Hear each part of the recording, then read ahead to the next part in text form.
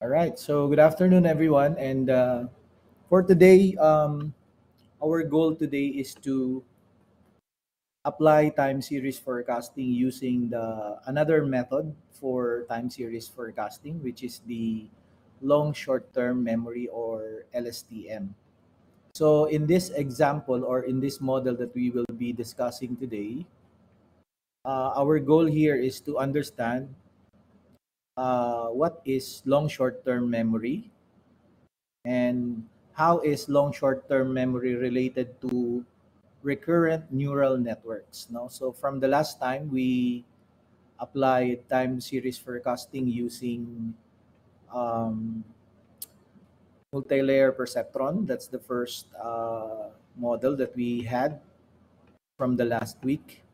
And from last week, from the last 2 weeks ago. But from last week, we developed convolutional neural network applications for time series forecasting using univariate time series forecasting and multivariate time series forecasting. This afternoon, our goal is to develop LSTM models for both univariate and multivariate time series forecasting. But before we proceed with the time series forecasting, let's first understand what is long short term memory. Okay. Um, it's a subtype of recurrent neural networks. Recurrent neural network is different from the ordinary neural network, no? Because if we try to understand what's recurrent neural network is, it's different from the common neural network. No, you can see from the image that this is a typical structure of a feed-forward neural network where every input comes into the input part of the network and it goes through the hidden layer or layers and it forwards to the output layer. And this is the typical structure for the feed-forward network. No, as we understand from the previous lessons that we had, no, we can apply this to multi-layer perceptron and to other neural networks such as convolutional neural network. However, for recurrent neural networks, um, the case for the simple feed-forward doesn't apply on recurrent neural network because the output in a recurrent neural network, the output of the neuron will be used as input for a previous layer or the current layer. So this is much closer to how our brain works than how feed-forward neural networks are constructed. So meaning, as the illustration shows us, you can see here that every output of the network in a recurrent neural network becomes an input to the network itself. So consider this that if you have sequence of inputs and those sequences goes into the input layer, and as you can see here, every input goes back to the uh, input part, no? So let's say as a simple example, we can take an example of, for example, you want to plan for a, let's say you want to plan for a meal plan for the whole week. Okay, so a recurrent neural network is best applied uh, food in sequences. Now, let's say every day you want to cook a different type of meal. Let's say you want to cook in Monday, you want to cook on Tuesday. Sequences. Uh, the first one is adobo, the second one is sinigang, and the other one is menudo, for example. No?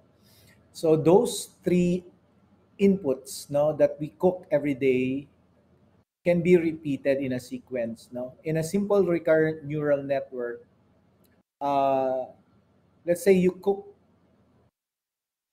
adobo on the first day, the second one is sinigang, and the third day is menudo. That could be repeated as the day goes on, right?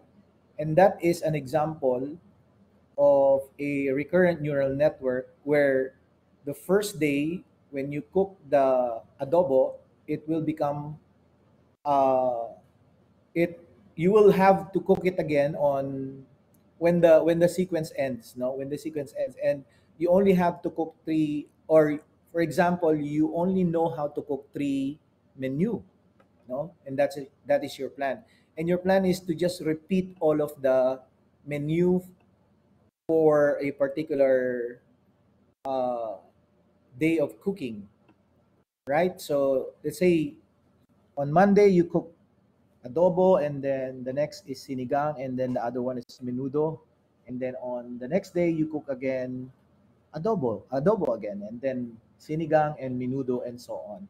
So that's an example of recurrency, no, and that's how what recurrent neural network is, uh, can be explained in a simple term, no. However, there are more complex recurrent neural networks to study, no, but basically um, the output of every recurrent neural network, uh, like you can see from here, it becomes an input, no, for the recurrent neural itself, and all of the computations that will be made on this, for example, will become the output, right? And that output will become an input. However, the problem with recurrent neural network is that um, when the list or the sequence becomes very long, let's say you have 100 inputs, no, or yeah, 100 sequences. The problem with the typical recurrent neural network is that um, the problem is in the sense of uh, what we call vanishing gradient. No, when you say vanishing gradient, recurrent neural network has a difficulty of remembering a very long structure of sequences. So recurrent neural network is only good from 3 to 4 sequences, and it does have a difficulty remembering the a very long sequence, no, let's say 20 or 30 or even 100 sequences. Recurrent neural networks are applied for um, many applications, so you can apply it for time series forecasting, um, electricity or power consumption, processing, wherein you are guessing the next sequence of the word. Let's say you want to guess uh,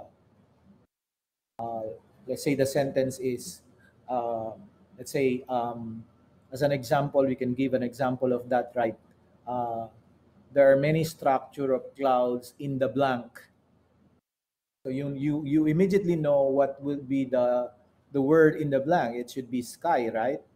However, if the sentence becomes too complex, the recurrent neural network will have a difficulty of guessing or predicting what should be the next word.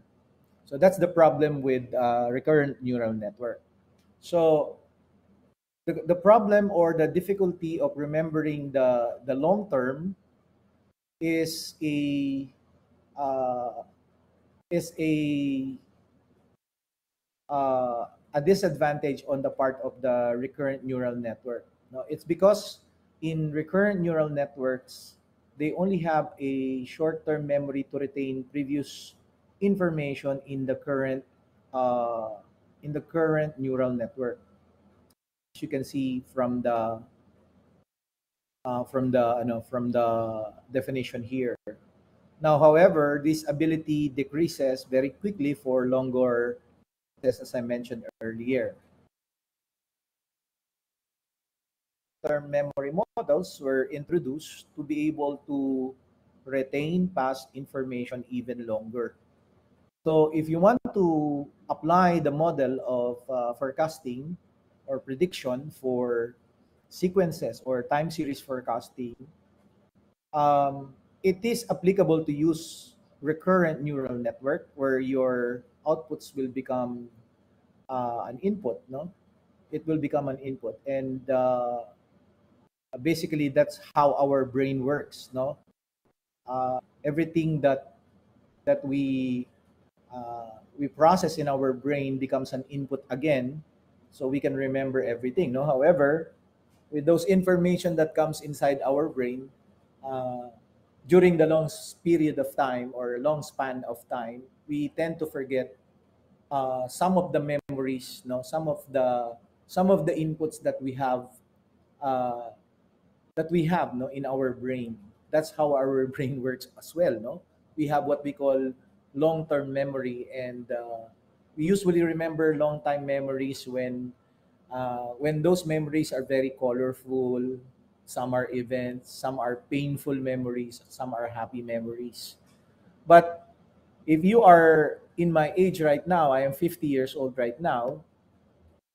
Sometimes I used to recall all the past events in my life, and usually I forgot. Uh, I forgot all of it. No, uh, not all of it, but if I try to recall something, for example, a name of a, no, like that. No, so we tend to forget those inputs. No, because those are very long term, but short term memory are you have if you have a short-term memory, that means like in this case, uh, the recurrent neural network is very good in such a way that it it it can work as it can predict because of the previous states or the previous inputs that comes into the network. However, the data is stored only in a short-term memory. Now, that means that once the memory in it runs out, so ang problema, it deletes the longest retained information and it replaces it with new data. No, same with how our brain works. Um, Maybe the lessons that you have during your previous years here in TIP are are recallable, but with the new information that comes into you. For instance, this semester, there are plenty of information that comes into you. Uh, because they were replaced with new, they attempt to escape this problem by retaining selected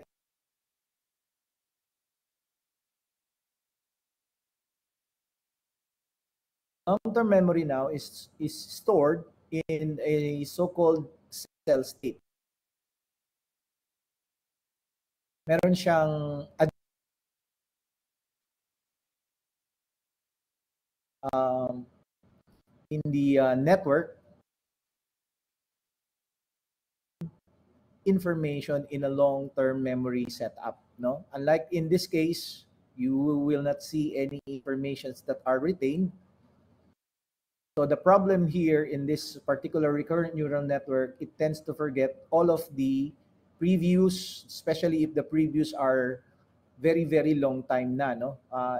If for example you have a very long sequence, the tendency is that the first one, kasi itong first na to, let's say here, this first input over here will become an input here, right, in the input part, and then this one will be next, and then this one will be next, and the last one will be inputted as well, no? So if you have a very long list, the tendency is you forget, the network will forget the input, no, uh, that was first inputted, no. So that's how recurrent neural network is.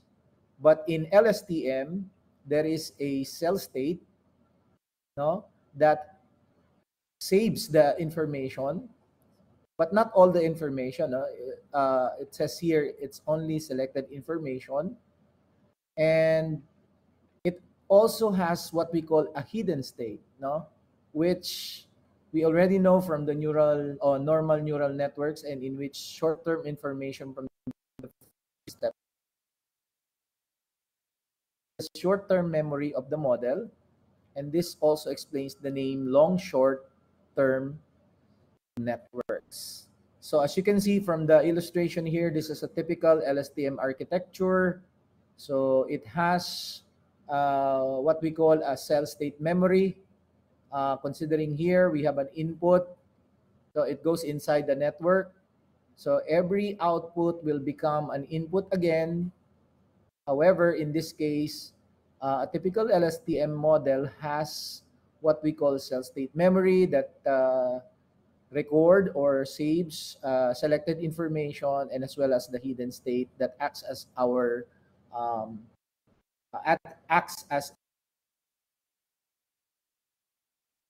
common neural network.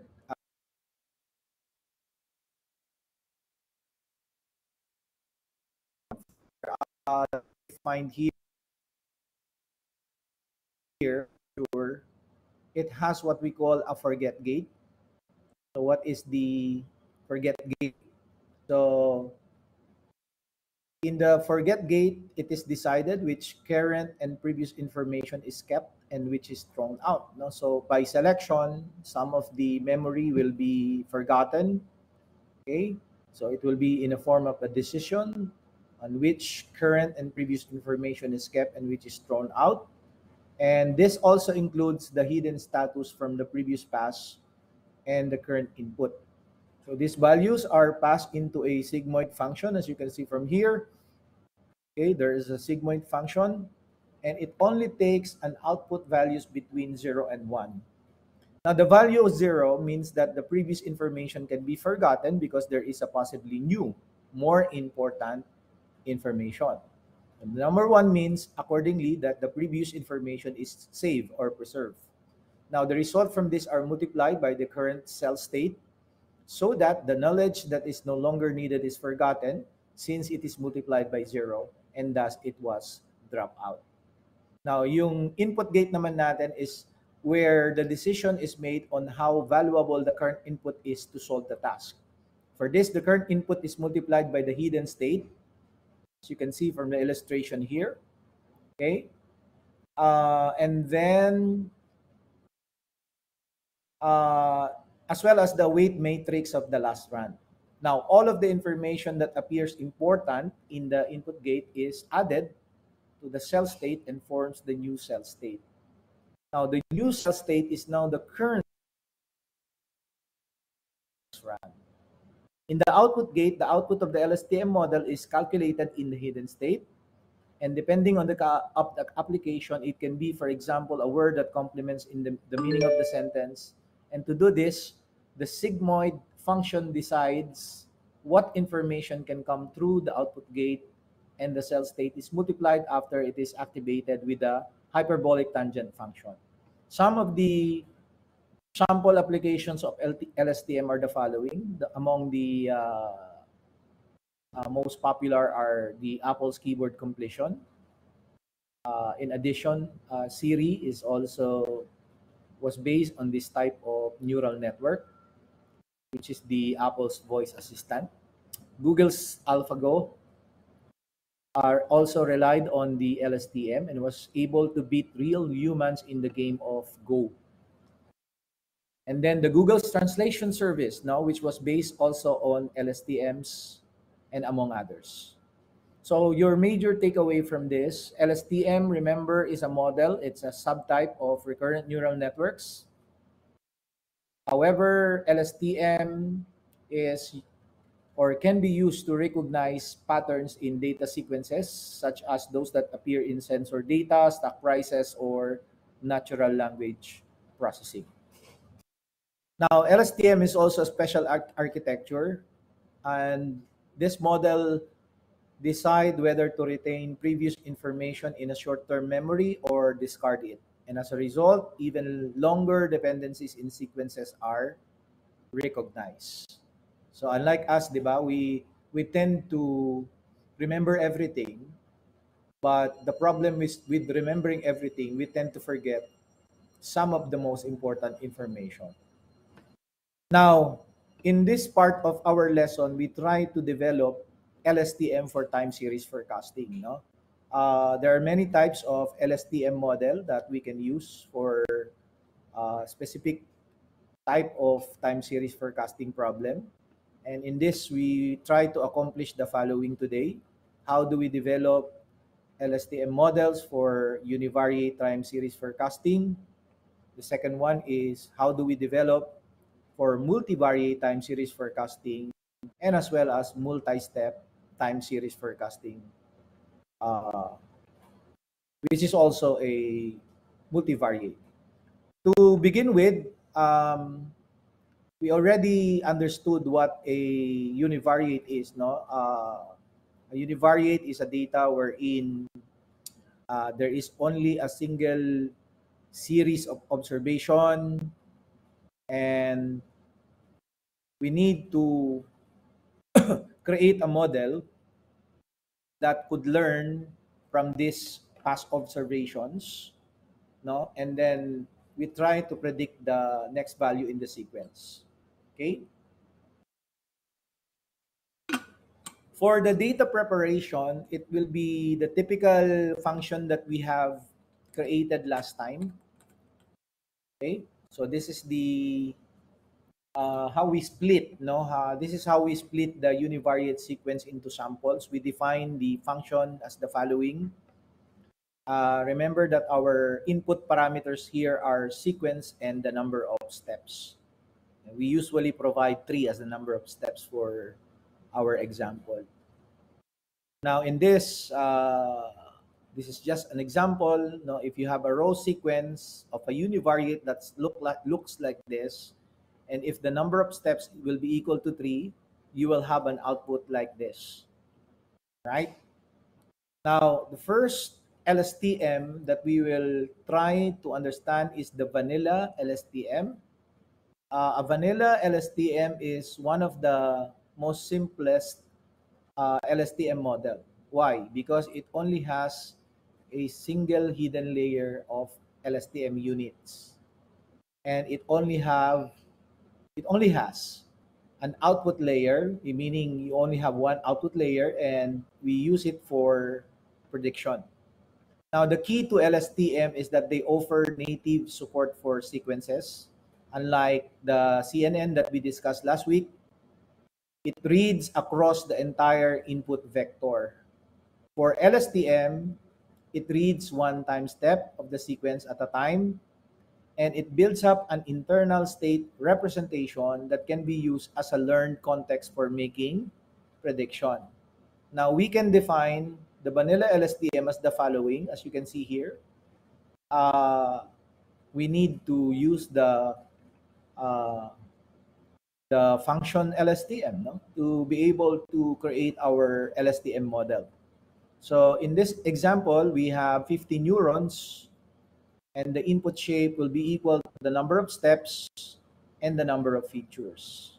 And then we have one output layer. Okay, so typically the reshaping of uh, the data set is needed for this, not just like the convolutional neural network. Okay, and then we need to fit also the model, and we need to demonstrate the prediction. So the complete example are the following. These are the libraries that we need to include for our univariate LSTM example. So we need to import array, sequential from Keras models, LSTM from Keras layers, and dense for the Keras layers as well. So this is the splitting up of the data set. And then we defined here the input sequence. So we only have a very short example here. As you can see, maybe I can connect now. So we can run this. And then the number of our steps is equal to 3. However, we need the reshaping for the number of features because we need to provide the correct input shape for our LSTM model. No, in LSTM model, we need a two dimension. That's why we need to reshape our input sequence. No, it should be in this sequence that the shape of our x will be equal to the following. No, so we need the shape of the first index, the second index, and the number of features, which is equal to 1 because we only have a univariate sequence. So this is the model. There's the fitting of the model, and then we have the prediction example here, right? So given with the following input arrays here, as you can see, uh, we are expecting that the next sequence will be, or the next step, no, for 70, 80, and 90 will be equal to 100. So if we try to run this,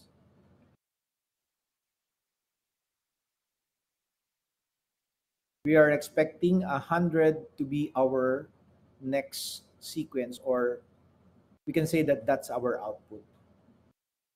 So even if we try to change our input array, since we already have trained the model, let's say we have 100 here,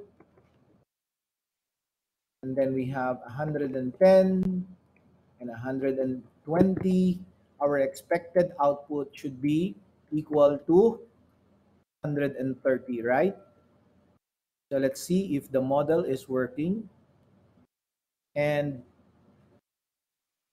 as you may see from the output, it should be equal to 130. However, there's an over of around 3 point something. Okay, so the model is just a very simple model. As you can see here, we only have very short parameter, no, for this particular model. It's larger than a typical multi-layer perceptron model because we're using LSTM here. However, it's not that big compared to convolutional neural network. Now, another type of LSTM is the stack LSTM, which means we are building multiple hidden LSTM layers with which we're gonna stack one on top of another. So kaya siya tinawag na stack LSTM model. So this model requires a three-dimensional input because here we only have a two-dimensional input here in the vanilla LSTM. But for the stack LSTM, we need a three-dimensional input. And the LSTM by default will produce a two-dimensional output. So we can address this by having the LSTM output a value for each time step in sequence, which is equal to true argument, no, on the layer. LSTM layer next. And that had been set in the model is the return sequences, which is equal to true. So even if you have an input shape of a two-dimension, the output of this, which will be forwarded to the next layer, is going to be a three-dimension. So this is a stack of LSTM on top of another stack, and then we have the output layer. So same libraries that we need and same sequence of splitting our sample will be done.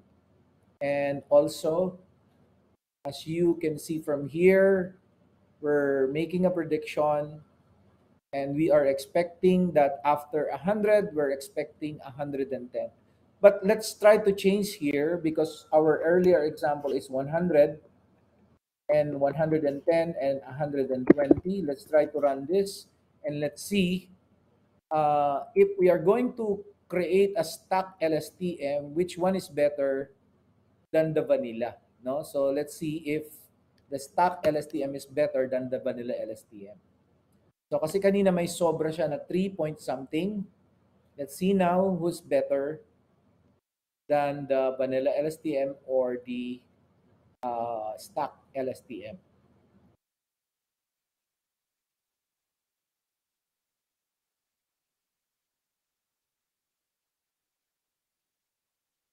Still running, executing, and it now has the output. And as you can see here, I think it's better because it only has around 2.4 over our expected output, which is equal to 130, right? So the model is also bigger and larger because we have a stack LSTM layer, one on the input layer and the other one is in the hidden layer. And as you can see from there, okay? Now, another type of LSTM is the bidirectional. And as you can see from here, on some sequence prediction problems, it can be beneficial to allow the LSTM to learn the input sequence both forward and backwards. And then you try to concatenate both interpretations. So ang tawag natin dyan is bidirectional LSTM. So again, what is bidirectional? You learn the input sequence both forward and backwards and concatenate them for the execution of the uh, neural network. Now, we can implement a bidirectional LSTM for univariate by wrapping the first hidden layer in a wrapper layer, and we call it the bidirectional. Okay? So that's the definition. So how do we do the bidirectional? As you can see from here, so we wrap the LSTM layer here in our first layer. So this is just a typical vanilla, but in the LSTM was wrapped inside this function over here, which is the bidirectional, which means it will learn both for the forward and backwards sequences. Yan. So, nilagyan lang natin siya ng bidirectional dito. And as you can see, one of the things that we need to import if you will try to use the bidirectional LSTM is the bidirectional function. Same pa rin yan, splitting of the dataset into samples. And let's try to input, to make our prediction, we try now to fit our model using this model over here, which is the bidirectional.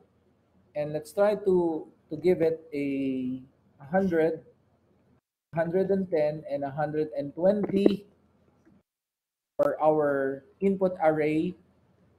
Okay, and let's see if we are getting a better prediction for the bidirectional LSTM model. The vanilla LSTM has 133 answer. The next one has a uh, the next one is the stack LSTM, which has around 2.44 over, but the bidirectional is almost the same as the stack. However, it is lesser, no? So 2.29. Mas malaki yata to, no? Mas malaki. Hindi. Again, let me see. To compare it, yeah, mas malaki nga yung ano. Kasi ito is only around 2.3 if we try to round it off. And what about the parameters? Bidirectional, since it only has a vanilla LSTM that is wrapped on bidirectional function. It only has around 20,901 parameters, which is very small compared to the stack LSTM. Another method is by combining the convolutional neural network and the LSTM. So now we're seeing a what we call a hybrid model, no? CNN, as we understood, we can use CNN alone for time series forecasting, where CNN is very effective in extracting and learning the features for our data set, especially the univariate time series data. But now we're going to use LSTM as the back-end part, no? The CNN will be used to interpret the subsequences of the input, and the LSTM model will try to interpret its output. So this will be a hybrid model, and we can call it the CNN LSTM. There are many papers or research literaries that revolves around the CNN and LSTM combination. Now, the first step here is to split the input sequences into subsequences. Of course, that can be processed by the CNN. Okay, so we're doing the same thing here. We're splitting the data set, but as you notice here, we need to choose the number of time steps, because we will be needing that for the splitting of our sample. The splitting of the sample into samples is just the same function. However, in the reshaping of our input for our model, no, we need to provide additional information. As you can see here, we have how many parameters here? We will have the first parameter is the first index of our X. And then we have the second one, which is the number of sequence. Okay? Which are the subsequences. No? Ang tawag natin dito ay subsequences. And then we need the number of time steps and the number of features as well. So, bali, 4 yung magiging reshape natin. No? Now, as mentioned here, we want to reuse the same CNN model when reading in each subsequence of data separate, and model in a time distributed drop. Apply. All right. In this case, once per input subsequence. And as you can see here, this is the model that we defined. No, and we created it for our input CNN model. So you can see here that we have the input model for the convolutional neural network. All right. So we have 64 as the number of neurons. The kernel size is 1, meaning that's 1 by 1 filter. And the input shape here is equal to the following. No? So we have 3 dimensions for the input.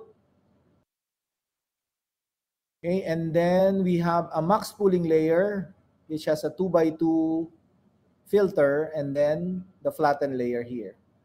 Wrap around this convolutional neural network is the function called time distributed. So as you notice, bakit natin ginawa yan? It will apply the entire model once per input, and what it does is we can read each subsequence of data separately. So that's the function of that. Now, the LSTM part of the model interprets the CNN's model's read of the input sequence and makes a prediction. So this is going to be our LSTM layer, and then this is the output layer. Now, tying it up all together, as you can see from here, maybe we can change the convolution here. Right? So everything is okay now. So let's see if the errors will be gone. It's gone now. So you can see what are the things that we need for the CNN LSTM. We need the part for the, of course, this is for the convolutional neural network. We need the convolutional 1D and the max pooling 1D. For the LSTM, we need the LSTM, the dense, and the flatten. The flatten is for the CNN. And then we need the time distributed function as well. The same sequence will be used for the splitting of the univariate sequence into samples. And as you can see here, we define the sample as the following. This is our data set. We also define the number of steps will be equal to 4. And then the number of features is equal to 1. The number of subsequences is equal to 2. And the number of time steps is equal to 2. Now, the reshape has the following input. So this is our model as defined earlier. And then For our input, we need, since the number of sample is equal to 4, as you can see, um, yeah, the number of time steps is equal to 4. Kaya meron tayo ritong 4. Alright? So, we are expecting that at the end of this sequence, we are expecting 100. Right? So, as you can see from here, we have an output of 100.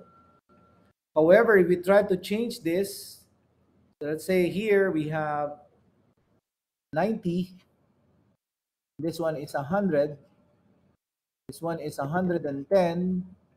And this one is 120. If we try to compare our answer here using the combination of CNN and LSTM to the other models that we have before, and we try to run it, let's try to run it. The first output are all the sequences that we have. So you can see that we have 4 sample.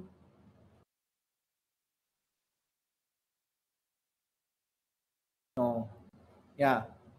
So it's not better, no? As you can see from here, it's around 3.18 over the expected 130, right?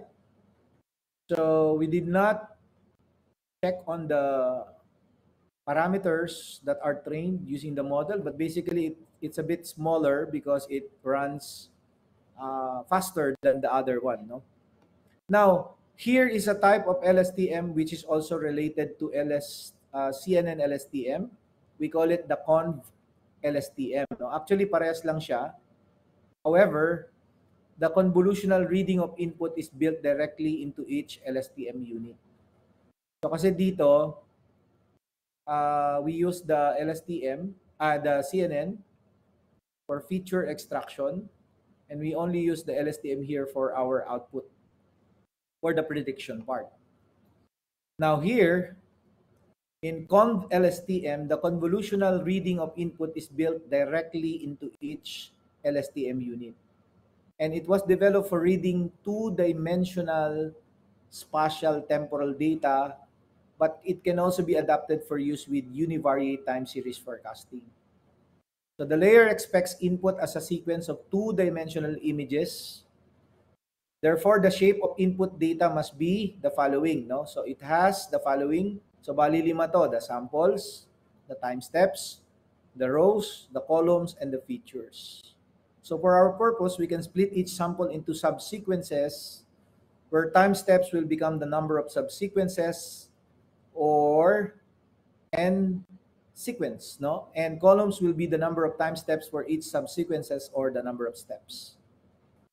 The number of rows is fixed at 1 since we only have a univariate time series and we only have a one-dimensional data, but we can reshape the prepared sample into the required structure. So this is the reshaping of our structure. As you can see, our reshape has the following input. So for the convolutional LSTM, okay, we're gonna use the, as you can see from here, we're using another another class, which is the conv LSTM 2D. And so this is the CNN LSTM model that we're going to use. So merong conv LSTM 2 dimension. So what are the input shape? The input shape should be equal to 4 parameters, no? So, and the n sequence is the number of sequence. And then we have 1 here for the what is 1 here? The time steps, no? And then no, this is the number of columns pala, number of columns. And then we have the number of steps, and then we have the number of features, which is also equal to 1. To tie it all together, here are some of the things that you will discover here. So basically, it's the same. Yeah. And let's try to use our input as 90, 100 here. then we have 110 and 120, and we are expecting we have 130, right? So let's try to run it, and let's see which one is better at predicting the next, given the same scenario of having 4 input samples. And we're waiting for the output of our prediction here.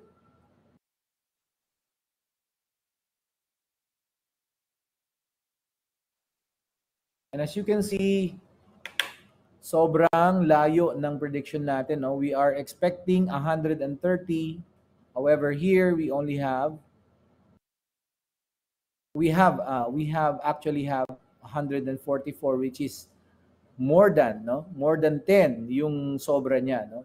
Yung sobra niya dito. If you try to go back to the first uh, yung mga unang sample natin, which is from, I think this is 80, and then this one is 70, and then this one is 60. We're expecting 100 here, right? So let's see if we're getting too much errors.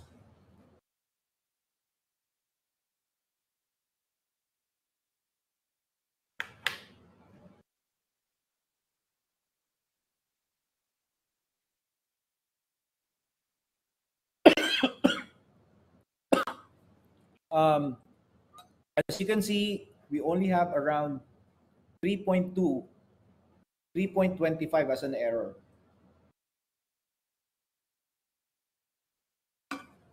So we don't know the accuracy of the model yet. We are not after the accuracy of the model. We are just implementing the combinations of the CNN and the LSTM. This time using a 2 dimension. Is my audio still clear to everyone? Kasi kay Sir Oka, medyo okay na po, sir. Okay.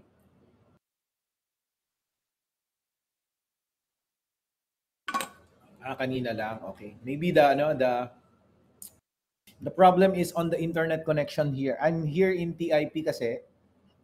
No, I'm in the laboratory here. So kanina medyo nag-fluctuate na yung signal ko. I saw that na that the signal was disconnected a while ago. So um, let's continue now. I hope medyo maayos yung recording natin. Now,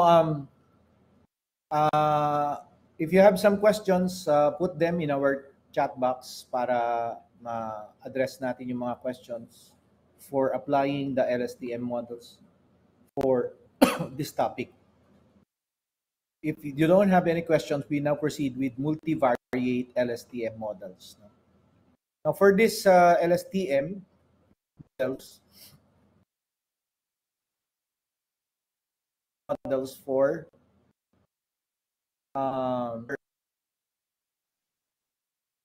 we'll apply it to multivariate time series. Now, where we usually have 2 or more features. That's why it's called multivariate time series. No? And there are 2 main models na pwede nating gamitin for LSTM models, mainly multiple input series and the multiple parallel series. Let's have first the multiple input series. So you remember this input sequence. We have 2 input sequence. The first one, sequence 1, and the sequence 2.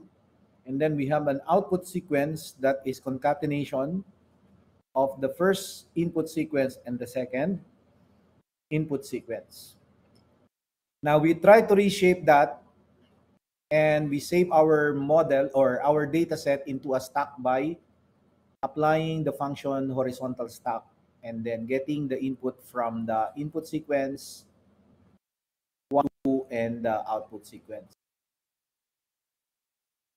that we have, as you can see from here. Here is how we are going to split our multivariate sequence into samples. So dito sa part na to, merong difference yan. Yung gathering of the input and output parts of the pattern. But basically, yun lang naman yung difference niya from the univariate, no? So for the model, kasi ito yung pag-split pa lang ng data natin. For the model, we can fit the LSTM model for this particular data. So remember that any of the varieties of the LSTM in the previous section can be used. No? Pwede tayong gumamit ng vanilla, stack, bidirectional, CNN, or con LSTM model. But here, we're going to use vanilla LSTM, wherein the number of time steps and parallel series are specified for the input layer via the input shape argument. So we will just be using a simple LSTM here, as you can see. Data set, we just want the number of steps and the number of features. And have a sequence, no, of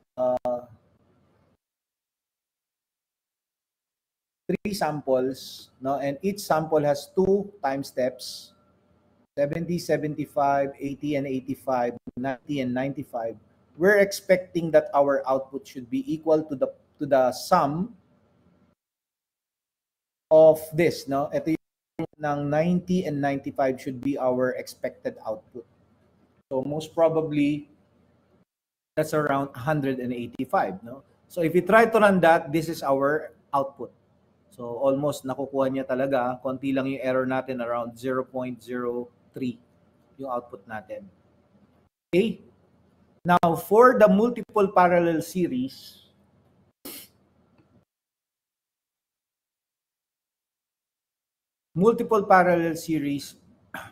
is a bit different, no? Because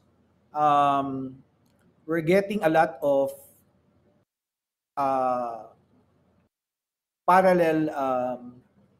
parallel time step samples, and also for our output we'll have not only 3 but as the number of steps, no, for our output. So you can see here that this is our sample data that we have received from this. We have how many samples here? We have 6 samples, and this sample has 3. Each sample has 3 time steps, and each time step has 3 values, no? As you can see from the example here. The first time step, which has 3 values. Second one is this one, and this is the third. And this is for the output output of our output sequence, no? Output sequence, which has 3 values as well. Now, what we are having here is a stack LSTM, because we have the input LSTM layer here, and then we have another LSTM here. So we can call it a stack LSTM, no? So we can see here that this is a very good example, and it is taking an input shape of just 2, no? The number of steps and the number of features. So for the prediction, we need 3 samples as well, no? So kailangan natin 3 samples. Each sample is the same as the input that we have, or the input data, which is equal to 3 values per time step. So we are expecting na yung next natin would be something like this, no? 100, 105, and 205. So which means dapat yung susunod nating value should be equal to if you can see from the first figure, this is 70, the next is 80, and then this is 90. So the next should be 100, right? So the second one is 75, 85, 95. So we're expecting 105. And the next or the third sample is 145 plus 20, 165 plus 20, 185. So we're expecting 185 plus 20, which is equal to 205. So for this example of stock LSTM, so we're expecting that we will have 100, 105, but not that too much.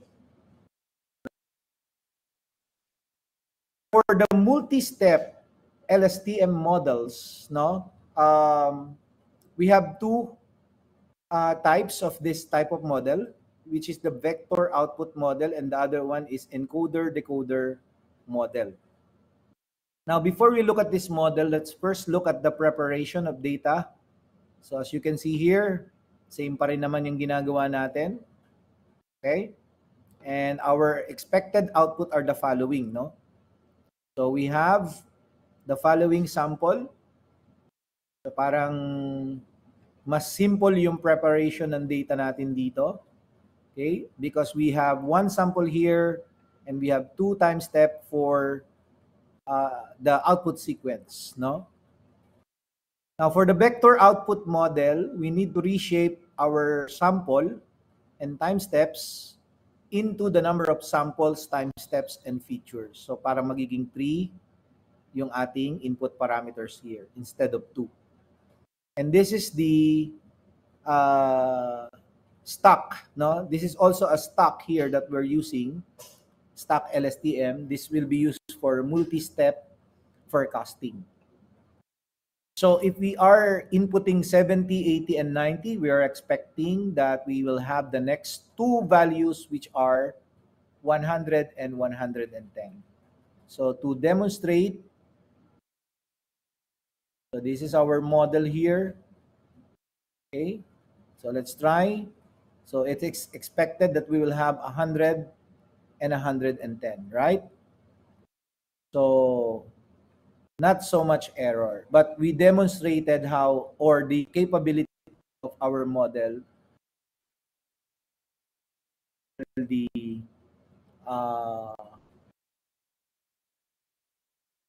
represented here. Now the other one is the encoder and decoder, no? However, before we proceed with that, we also have a multi-step LSTM model.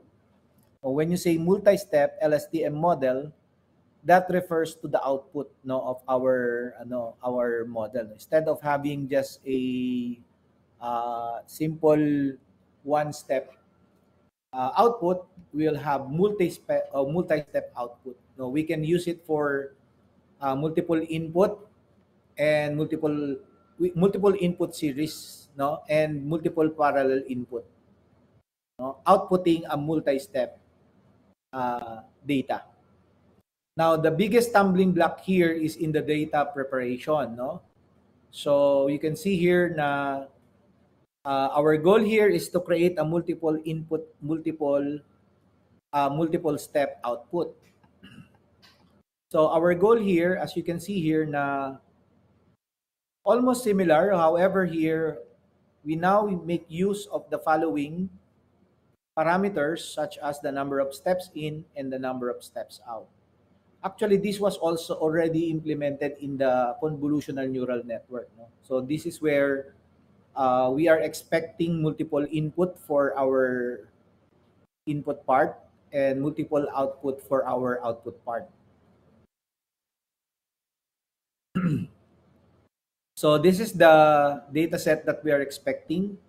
So we are expecting that we will have the following values, no? We have multiple input and multiple output as well. So this is the complete LSTM example of having this particular example over here. If you notice, we're using again stock LSTM for this. And what we are expecting is if we have this input here, we are expecting that we will have uh, the ano the tawag dito. We're expecting that we will have uh, ayan, yung 185 for the sum of this two, last two, 185, that's our first step. And the second step would be plus 20 of the sum of this, no, which is equal to 205. And we got it here, no? So you can see, only have few error here in this part.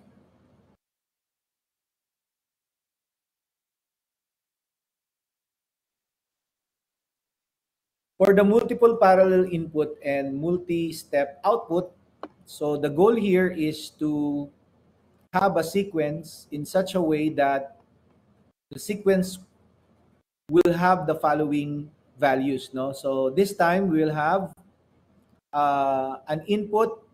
This is the input part, but our output should be multiple outputs as well, no? So we have two time steps here, and each time step has three samples. So ito naman yung basis natin dito. So if you are noticing, so this is what we call a multiple parallel input and multiple step output. So for this example, we're gonna use uh, the encoder-decoder LSTM model for this particular problem, no? But you can also use the vector output for this. However, in this case, we will use the encoder-decoder LSTM. To be able to do that, may mga bago tayong makikita rito, which is the repeat vector and as well as the time-distributed wrapper. Okay? So also, for the data preparation, we need the array and the horizontal stack. You can see from here, because we need to concatenate the input sequence 1 and input sequence 2. And then, for the reshaping, we need the horizontal stacking here. So we also need to provide the number of time steps in and out, and that was 3 and 2 respectively. And as you notice, these are the parameters for the X and Y. Data set, the number of steps in, and the number of steps out. Now, for the model, we need to know the features, because for the input of our data, we will be needing the number of steps in and the number of features. So the number of features is equal to 3, right? Because that is the second shape of our data set. And our LSTM model looks like this.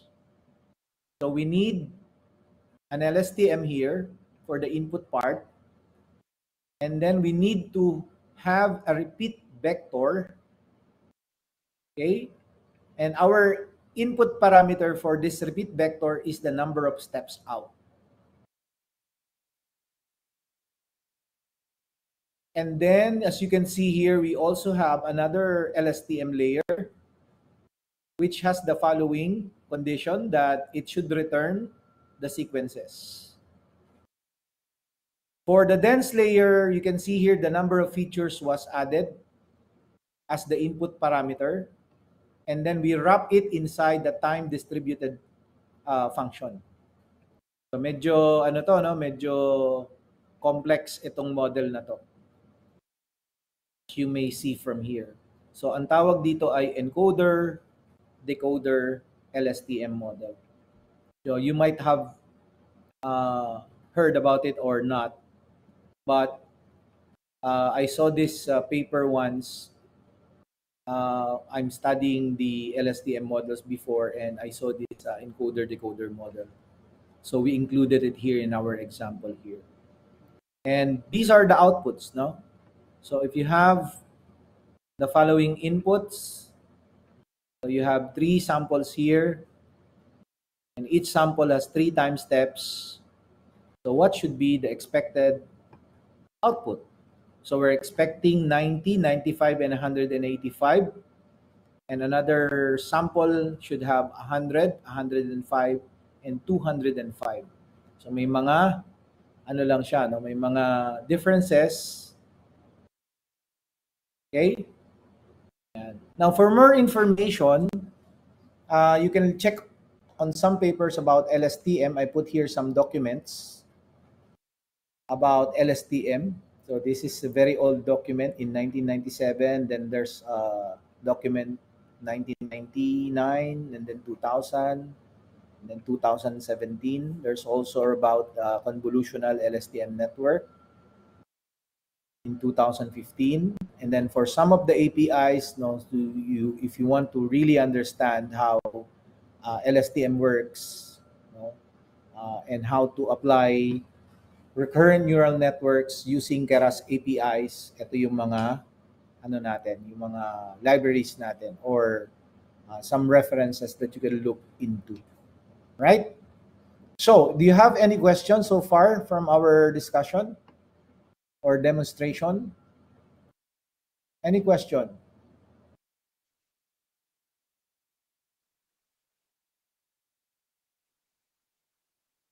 Oh, none so far. Okay. Thank you, Mr. Oka. Okay. What about Mr. Iglesias and Mr. Sial? Oh, Mr. Sial has no questions pa po. So, madali naman siya, no? So, what your next task is to just apply the the notebook, no? So you have two assignments again for this. I'm gonna show you the assignment. So your next assignment is to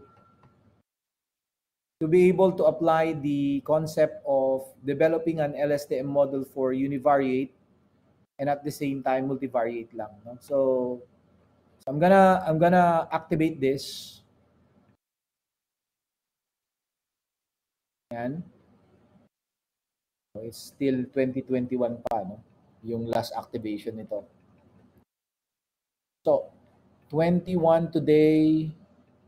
So I'm not gonna put the due date, no? It's up to you now. Kailan niyo gusto siyang tapusin. And then this is the second one. So you have data sets here. So just read the instructions because they are very easy to understand. However pala, wait lang. Yan. But however, the method of submission pala dito should be the Google Colab, no? So I'm gonna put here web URL for the submission.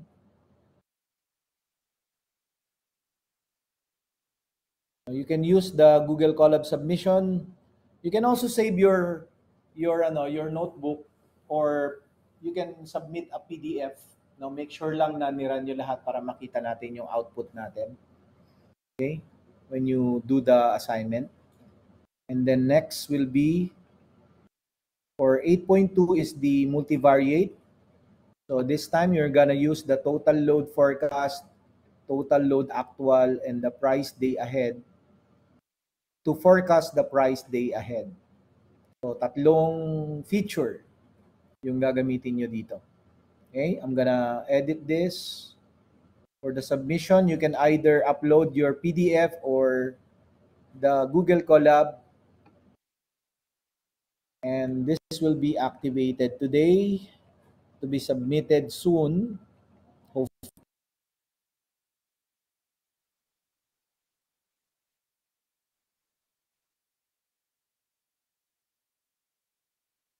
Oh, something's wrong. Okay, wait.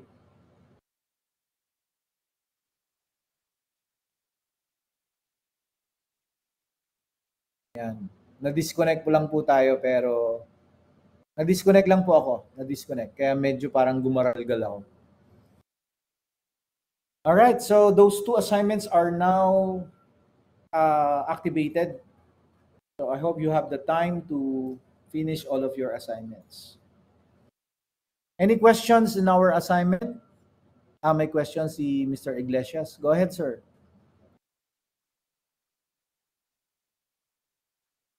Unrelated sa assignment. Okay, sir. Go ahead.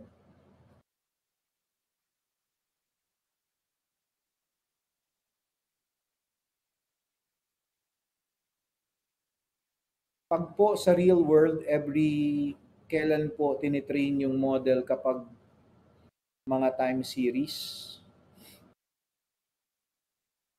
Actually, yung pagtitrain ng model can only be done once, no?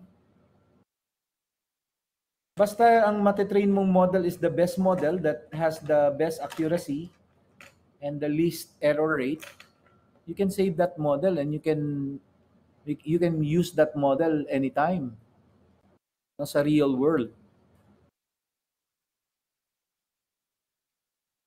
Ngayon, kung unbalanced na yung data, say, depende kasi sa data din yan minsan, di ba? If the data is unbalanced, you need to retrain your model. No? If you have an unbalanced data. Of course, if you have an unbalanced data, you have to make sure that the data will be balanced. No? So you have to do some pre-processing before you feed the data to the existing model.